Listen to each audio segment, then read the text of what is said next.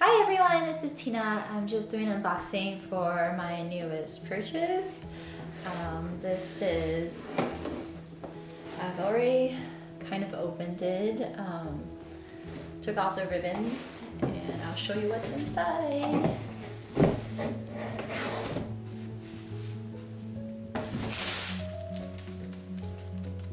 So, it comes in a Dior dust bag, and inside is the pink small book toe in Tote Jouy embroidered pattern. So this is it. It's a beautiful pink color. Comes with these inserts inside. There's also like a little card inside.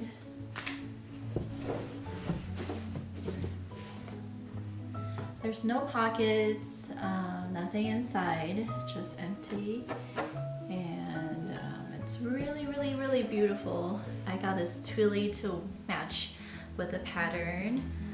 It says Christian Dior Paris in the front, and here's the back. There's something on it. Here's the side.